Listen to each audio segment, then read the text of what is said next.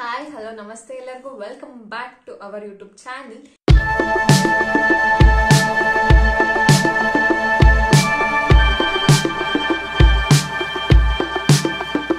ಇವತ್ತಿನ ವಿಡಿಯೋ ಗರ್ಭಿಣಿಯವರಿಗಂತೂ ತುಂಬಾ ಹೆಲ್ಪ್ ಆಗುತ್ತೆ, ಹಾಗೆ ಯೂಸ್ಫುಲ್ ಕೂಡ ಆಗುತ್ತೆ. ಹಾಗೆ ಈ ವಿಡಿಯೋ ಇಷ್ಟ ಆದ್ರೆ ಪ್ಲೀಸ್ ಲೈಕ್ ಮಾಡಿ, ಶೇರ್ ಮಾಡಿ, ಹಾಗೆ ಸಬ್ಸ್ಕ್ರೈಬ್ ಮಾಡಿ ಅಂತ ಹೇಳ್ತಾ ವಿಡಿಯೋನ ಸ್ಟಾರ್ಟ್ ಮಾಡೋಣ ಅಲ್ವಾ. ಇವತ್ತಿನ video myths and reality of pregnancy women life style ಅಂತ ಮಾಡ್ತಾ ಇದ್ದೀನಿ. ಅಂದ್ರೆ ಕೆಲವೊಂದು ಮಿತ್ಸ್ ಗಳು ಹೇಳ್ತಾರೆ, ಅಂದ್ರೆ ಅದೊಂಥರ ಮೂಢನಂಬಿಕೆ ಅಂತಾನು ಹೇಳ್ಬೋದು. ಹಾಗೆ ಅದರದ್ದು ರಿಯಾಲಿಟಿ ವಾಸ್ತವಾಂಶ ಏನು ಅನ್ನೋದು ನಾನು ಈ ವಿಡಿಯೋದಲ್ಲಿ ಹೇಳ್ತೀನಿ. ಹಾಗಾದ್ರೆ ವಿಡಿಯೋ ಸ್ಟಾರ್ಟ್ ಮಾಡೋಣ ಅಲ್ವಾ. ಫಸ್ಟ್ ಮಿತ್ ನಂಬರ್ 1 ಅಂದ್ರೆ ಈಗ ಪ್ರೆಗ್ನೆಂಟ್ ಆಯ್ತು ಅಂತ ಅಂದಿದ ತಕ್ಷಣ ಮನೇಲೆಲ್ಲ ಏನ್ ಮಾಡ್ತಾರೆ ಅಂದ್ರೆ ನೀನು ಜಾಸ್ತಿ ತಿನ್ಬೇಕು ಅಂತ ಫೋರ್ಸ್ಫುಲಿ ಬಡಿಸ್ಬಿಟ್ಟು ಎಲ್ಲ ತಿನ್ನು ಅಂತ ಹಿಂಸೆ ಮಾಡಿ ತಿನ್ನಿಸ್ತಾರೆ. ಬಟ್ ಆದ್ರೆ ಅದಕ್ಕೆ ರಿಯಾಲಿಟಿ ಏನಂತ ಅಂದ್ರೆ ಇವಾಗ ನಮಗೆ ಒಂದ್ ಸರ್ಟೈನ್ ಈಗ ಫಸ್ಟ್ ಇಂದ ಒಂದು 3 months ವರೆಗೂ ನಮಗೆ ಊಟನೇ ಸೇರಲ್ಲ. ಹೇಳ್ಬೇಕಂದ್ರೆ ಸ್ವಲ್ಪ ವಾಮಿಟ್ ಆಗ್ತಾ ಇರುತ್ತೆ, ಕೆಲವೊಬ್ರಿಗೆ ಒಂಥರ ಮೂಡಿ ಇರ್ತಾರೆ, ಒಬ್ರೊಬ್ರಿಗೆ ಒಂದೊಂದ್ ತರ, ಒಬ್ರೊಬ್ರು ಚೆನ್ನಾಗೇ ಇರ್ತಾರೆ, ಒಬ್ರೊಬ್ರಿಗೆ ಒಂದೊಂದ್ ತರ ಅಲ್ವಾ. ಹಾಗೆ ನಮ್ ಬಾಡಿನೇ ಈಗ ನೀವೇ ಕಂಪೇರ್ ಮಾಡ್ಕೊಂಡ್ರೆ, ಈಗ ಫಸ್ಟ್ ಮಂತ್ಗೂ 9 monthsಗೂ ನೀವೇ ಕಂಪೇರ್ ಮಾಡ್ಕೊಂಡ್ರೆ ನೀವೇ ಜಾಸ್ತಿ ಊಟನ ಸೇರಿಸ್ತಿರ್ತೀರ. ಹಂಗಾಗಿ ನೀವು ಫೋರ್ಸ್ಫುಲಿ ಆಗಿ ನಿಮಗೆ ಹೊಟ್ಟೆ ತುಂಬಿದೆ, ಇನ್ನು ನನ್ ಮಗುಗೂ ಬೇಕು ಅಂತ ನೀವು ಇನ್ನೂ ಜಾಸ್ತಿ ತಿನ್ನಕ್ ಹೋಗ್ಬಾರ್ದು. ಯಾಕೆ ಅಂದ್ರೆ ಅದೇನಾದ್ರು ನಿಮಗೆ ಆತರ ತಿಂದಾಗ ನಿಮಗೆ ವೆಯ್ಟ್ ಗೇನ್ ಆಗುತ್ತೆ, ಮತ್ತೆ ಸುಸ್ತಾಗಕ್ ಸ್ಟಾರ್ಟ್ ಆಗುತ್ತೆ. ವೆಯ್ಟ್ ಗೇನ್ ಆದಾಗ, ತುಂಬಾ ಜಾಸ್ತಿ ವೆಯ್ಟ್ ಗೇನ್ ಆದಾಗ ನಿಮಗೆ ಡೆಲಿವರಿ ಟೈಮ್ ಅಲ್ಲಿ ನಿಮಗೆ ಪ್ರಾಬ್ಲಮ್ ಆಗಬಹುದು. ಸೊ ಹಾಗಾಗಿ ನಿಮಗೆ ಅಷ್ಟೊಂದು ಫೋರ್ಸ್ಫುಲಿ ತಿನ್ನೋ ಅವಶ್ಯಕತೆ ಇಲ್ಲ. ನಮಗೀಗ ಫಸ್ಟ್ ಇಂದ 3 months ವರೆಗೂ ನಮಗೆ ಜಾಸ್ತಿ ನಮಗೆ ಬೇಕಾಗಲ್ಲ, ಊಟ ನಮಗೆ ಸೇರಲ್ಲ. ಓಕೆ, ಆಮೇಲೆ 4 to 6, 7 monthsಗೆ ನಮಗೆ ಒಂದು 300 calories ಬೇಕಾಗತ್ತೆ. ಮತ್ತೆ 9 months ಮತ್ತೆ 7 to 9 months ವರೆಗೂ ನಮಗೆ ಒಂದು 500 calories ಸಿಕ್ಕಿದ್ರೆ ಸಾಕು. ನೀವು ತುಂಬಾ ಫೋರ್ಸ್ ಆಗಿ ತಿನ್ನಕ್ ಹೋಗ್ಬೇಡಿ, ಓಕೆನಾ. ನೆಕ್ಸ್ಟ್ ಮಿತ್ ನಂಬರ್ 2, ನೀನು ಪಪ್ಪಾಯ ಮತ್ತೆ ಪೈನಾಪಲ್ ಎಲ್ಲ ತಿನ್ಬಾರ್ದು ಅಂತ ಹೇಳ್ತಾರೆ. ಆದ್ರೆ ಪಪ್ಪಾಯ ಮತ್ತೆ ಪೈನಾಪಲ್ ತಿನ್ಬಾರ್ದಾ, ಹೌದಾ ಅಂತ ಅನ್ನೋದಾದ್ರೆ, ಈಗ ಪಪ್ಪಾಯನ ನಾವು ಹಣ್ಣು ತಿಂದ್ರೆ ನಮಗೆ ಏನು ಪ್ರಾಬ್ಲಮ್ ಆಗಲ್ಲ.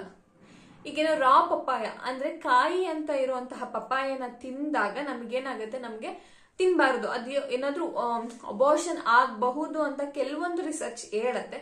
ಬಟ್ ಆದ್ರೆ ಅದೇ ನೀವು ರಾ ಪಪ್ಪಾಯ ತಿನ್ಬೇಡಿ, ಹಣ್ಣಾಗಿರೋ ಪಪ್ಪಾಯ ತಿನ್ನಿ, ಏನು ಪ್ರಾಬ್ಲಮ್ ಇಲ್ಲ. ಹಂಗಂತ ನೀವು ಒಂದೆಲ್ಲ ತಿನ್ಬೇಕು ಅಂತ ಅಲ್ಲ, ಸ್ವಲ್ಪ 1 piece or 2 pieces ತಿಂದ್ರೆ ಸಾಕು ನಿಮ್ಗೆ. ಹಾಗೆ ನೆಕ್ಸ್ಟ್ ಪೈನಾಪಲ್ ತಿನ್ಬಾರ್ದು ಅಂತ ಹೇಳ್ತಾರೆ. ಪೈನಾಪಲ್ ಯಾಕೆ ತಿನ್ಬಾರ್ದು ಅಂತ ಹೇಳ್ತಾರೆ ಅಂದ್ರೆ, ಅದರಲ್ಲಿ ಬ್ರೊಮೊಲೈನ್ ಎಂಬ ಎಂಜೈಮ್ ಇರುತ್ತೆ. ಅದು ನಮ್ಮ ಬಾಡಿಲಿ ಏನ್ ಮಾಡುತ್ತೆ ಅಂದ್ರೆ ನಮ್ಮ ಬಾಡಿ ಟೆಂಪರೇಚರ್ ನ ಜಾಸ್ತಿ ಮಾಡುತ್ತೆ. ಈಗ ನಮ್ದು ಬಾಡಿ ಹೆಂಗೆ ಎಲ್ಲದೂ ಬ್ಯಾಲೆನ್ಸ್ ಆಗಿರ್ಬೇಕು ಅಂದ್ರೆ BP ಪ್ರತಿ ಒಂದು ನಮ್ ಹೀಟ್ ಏನೇ ಆದ್ರೂ ನಮ್ಮ ಬಾಡಿಲಿ ಬ್ಯಾಲೆನ್ಸ್ ಇರ್ಬೇಕು ಆ ಟೈಮಲ್ಲಿ. ಹಾಗೆ ಏನಾದ್ರೂ BP ಟೆಂಪರೇಚರ್ ಜಾಸ್ತಿ ಮಾಡಿದಾಗ ನಮಗೆ ಅಬೋರ್ಷನ್ ಆಗೋ ಸಾಧ್ಯತೆ ಇರತ್ತೆ ಅಂತ ನಮಗೆ ಪೈನಾಪಲ್ ತಿನ್ಬಾರ್ದು ಅಂತ ಹೇಳ್ತಾರೆ, ಓಕೆನಾ. ಇದು ನೆಕ್ಸ್ಟ್ ಮಿತ್ ನಂಬರ್ 3 ಅಂದ್ರೆ ಇವಾಗ ನೀವು ಪ್ರೆಗ್ನೆನ್ಸಿ ಟೈಮ್ ಅಲ್ಲಿ ನೀವು ಹೇರ್ ಕಟ್ ಮಾಡಿಸಬಾರ್ದು ಅಂತೆಲ್ಲ ಹೇಳ್ತಾರೆ.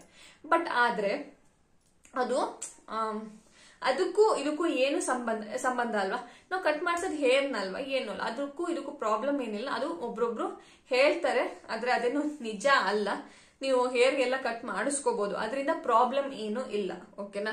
ನೆಕ್ಸ್ಟ್ ಮಿತ್ ನಂಬರ್ 4 ಅಂದ್ರೆ ನೀವು ಗ್ರಹಣ ಟೈಮ್ ಅಲ್ಲಿ ನೀವು ಹೊರಗಡೆ ಹೋಗ್ಬಾರ್ದು ಅಂತೆಲ್ಲ ಹೇಳ್ತಾರೆ. ನೀವು ಸೂರ್ಯನ್ ನೋಡ್ಬಾರ್ದು, ಮತ್ತೆ ಆ ಸೂರ್ಯನ್ ಬೆಳಕು ನಿಮ್ ಮೇಲೆ ಬೀಳ್ಬಾರ್ದು ಅಂತೆಲ್ಲ ಹೇಳ್ತಾರೆ. ಬಟ್ ಆದ್ರೆ ಅದಕ್ಕೆ ಏನಾದ್ರೂ ತೊಂದ್ರೆ ಆಗತ್ತೆ ಹಂಗೆ ಹಿಂಗೆ ಅಂತ ಹೇಳ್ತಾರೆ. ಆದ್ರೆ ಈಗ ಅದರಿಂದ ನಮಗೆ ಹೋಗ್ಬಾರ್ದು ಅಂತ ಹೇಳೋದು, ಅದರಿಂದ ಏನು ಪ್ರಾಬ್ಲಮ್ ಇಲ್ಲ. ನಾವು ಗ್ರಹಣ ಟೈಮಲ್ಲಿ ನಾವು ಹೊರಗಡೆ ಹೋದ್ರೆ ನಮಗೆ ಏನೋ ಪ್ರಾಬ್ಲಮ್ ಆಗಲ್ಲ. ಬಟ್ ಆದ್ರೆ ಹಿರಿಯರು ಅವರೆಲ್ಲ ಅವಾಗಿಂದನೂ ಇದು ನಡ್ಕೊಂಡ್ ಬಂದಿದ್ ರೂಢಿ ಇದೆ. ಹಾಗಾಗಿ ಇದನ್ನ ಪಾಲಿಸ್ತಾರೆ. ನಿಮಗೂ ಏನಾದ್ರು ಅಂದ್ರೆ ಇಲ್ಲ ಅವರು ಸರಿ ಹಂಗೆ ಹಿಂಗೆ ಅಂತ ಏನಾದ್ರು ನಿಮಗೆ ಒಬ್ರೊಬ್ರು ಯಾಕೆ ನಾವು ಸೆಕೆಂಡ್ ಚಾನ್ಸ್ ನ ತಗೋಬೇಕು, ಹಾಗಾಗಿ ಸುಮ್ನೆ ಇದ್ಬಿಡೋಣ ಅಂತ ಅನ್ಕೊಂಡು ಸುಮ್ನೆ ಇರ್ತಾರೆ. ಅದರಿಂದ ಏನು ಪ್ರಾಬ್ಲಮ್ ಇಲ್ಲ ಮಾತ್ರ, ಓಕೆನಾ. ಮಿತ್ ನಂಬರ್ 5, ಈಗ ನೀವು ಪ್ರೆಗ್ನೆನ್ಸಿ ಟೈಮ್ ಅಲ್ಲಿ ನೀನು ಮೊಸರು ಹಾಲೆಲ್ಲ ಕುಡಿದ್ರೆ ನಿಮ್ ಮಗು ತುಂಬಾ ಬೆಳ್ಳಗುಟ್ಟುತ್ತೆ ಅಂತೆಲ್ಲ ಹೇಳ್ತಾರೆ. ಯಾಕೆ ಅಂತ ಅಂದ್ರೆ ಅದು ನಿಜಾನ? ಇಲ್ಲ. ಅಂದ್ರೆ ನಿಮಗೆ ಮೊಸರು ಹಾಲು ಕುಡಿಯೋದ್ರಿಂದ ನಿಮಗೆ ಮಗು ಬೆಳ್ಳಗುಟ್ಟುತ್ತೆ ಅಂತ ಕುಡಿಯೋದಲ್ಲ. ಅದರಲ್ಲಿ ಪ್ರೋಬಯೋಟಿಕ್ ಪ್ರೋಟೀನ್ ಸಿಗುತ್ತೆ. ಅದರಿಂದ ನಾವು ಮೊಸರು ಎಲ್ಲ ತಿನ್ನೋದು, ಹಾಲು ಚೆನ್ನಾಗಿ ಕುಡೀರಿ ಅಂತ ಎಲ್ಲ ಹೇಳ್ತಾರೆ. ಬಟ್ ಅದರಿಂದ ಬೆಳ್ಳಗಾಗುತ್ತೆ, ಅದನ್ನೆಲ್ಲ ಸುಳ್ಳು. ಓಕೆನಾ? ಅದರಿಂದ ಆ ತರ ಬೆಳ್ಳಗ್ ಹುಟ್ಟೋದು ಅದಕ್ಕಲ್ಲ. ಓಕೆನಾ? ನೆಕ್ಸ್ಟ್ ಅಂದ್ರೆ ಈಗ ನಮಗೆ ಪ್ರೆಗ್ನೆನ್ಸಿ ಆದ್ಮೇಲೆ, ಈಗ ನಮಗೊಂದು 6 months ಆದ್ಮೇಲೆ, ಕಂಪ್ಲೀಟ್ ಆದ್ಮೇಲೆ ನಮಗೆ ಹೊಟ್ಟೆ ಜಾಸ್ತಿ ಬರೋದಕ್ಕೆ ಸ್ಟಾರ್ಟ್ ಆಗುತ್ತೆ ಅಲ್ವಾ?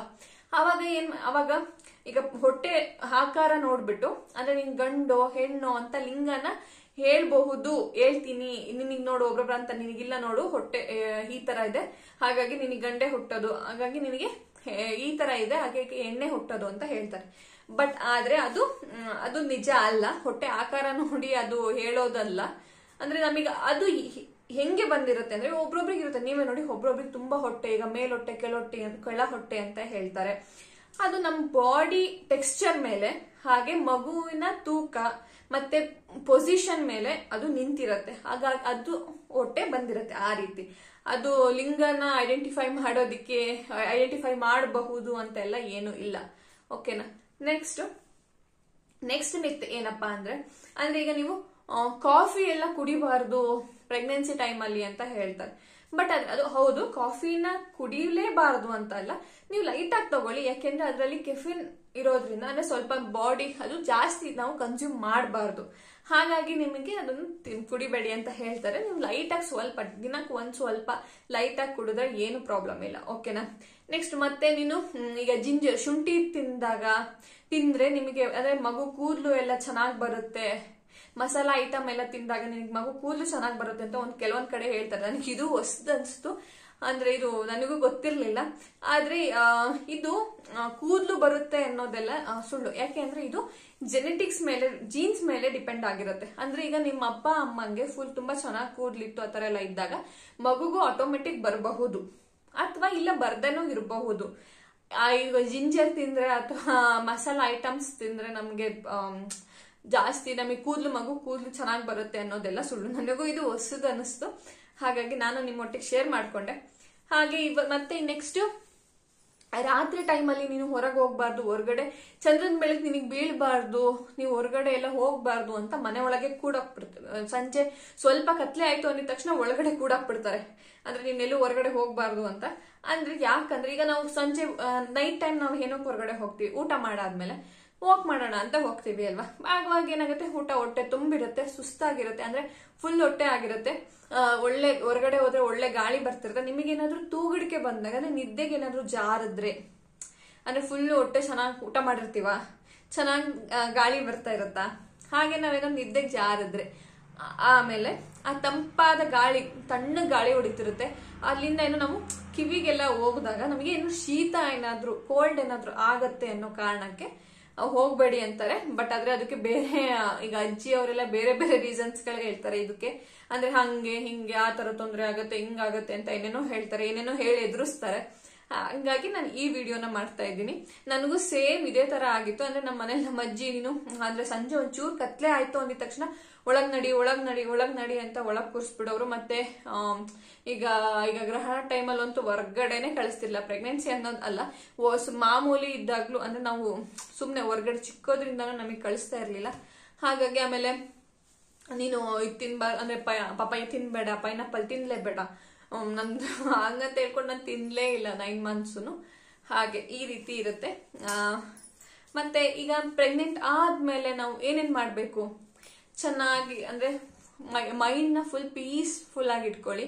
ಮತ್ತೆ ನಿಮಗೇನಾದ್ರೂ ಸ್ವಲ್ಪ ಡಿಸ್ಟರ್ಬೆನ್ಸ್ ಆಗ್ತಾ ಇದೆ ಅಂತ ಅಂದಾಗ, ನಿಮಗೆ ಸ್ವಲ್ಪ ಅಂದ್ರೆ ಒಂದು ಸೈಲೆಂಟ್ ಮ್ಯೂಸಿಕ್, ಮೈಲ್ಡ್ ಮ್ಯೂಸಿಕ್ ನ ನೀವು ಕಿವಿಗೆ ಹಾಕೊಂಡು ಕೇಳಿ, ಮತ್ತೆ ಬುಕ್ಸ್ ಗಳನ್ನ ಓದಿ, ಮತ್ತೆ ಸ್ವಲ್ಪ ವ್ಯಾಯಾಮ ಮಾಡಿ, ಮತ್ತೆ ವಾಕ್ ಮಾಡಿ. ಇದೆಲ್ಲ ಮಾಡಿದಾಗ ಏನಾಗುತ್ತೆ, ನಿಮಗೆ ಅಂದ್ರೆ ನಿಮ್ಮ ಮಗು ಬಗ್ಗೆ ನಿಮಗೆ ಹಾಗೂ ನಿಮ್ಮ ಮಗು ಹೆಲ್ತ್ ತುಂಬಾ ಚೆನ್ನಾಗಿರುತ್ತೆ. ಹಾಗೆ ತುಂಬಾ ಆರೋಗ್ಯವಾಗಿರ್ತೀರಾ. ಮತ್ತೆ ಯಾವುದೇ ಟೆನ್ಷನ್ ಮಾಡ್ಕೋಬೇಡಿ, ಎಲ್ಲ ತುಂಬಾ ಕೂಲ್ ಆಗಿರಿ. ಇದು ನಿಮಗೂ ಒಳ್ಳೇದು. ನೀವೆಷ್ಟು ಕೂಲ್ ಆಗಿ, ನೀವೆಷ್ಟು ಸ್ಟ್ರೆಸ್ ಫ್ರೀ ಆಗಿರ್ತೀರೋ, ನಿಮ್ಮ ಮಗುನು ಸಹ ಅಷ್ಟೇ ಆರಾಮಾಗಿ ಆರೋಗ್ಯವಾಗಿ ಬೆಳೆಯುತ್ತೆ. ಇಷ್ಟನ್ನ ನಾನು ಹೇಳ್ತಾ ಈ ವಿಡಿಯೋನ ಏನ್ ಮಾಡ್ತಾ ಇದ್ದೀನಿ.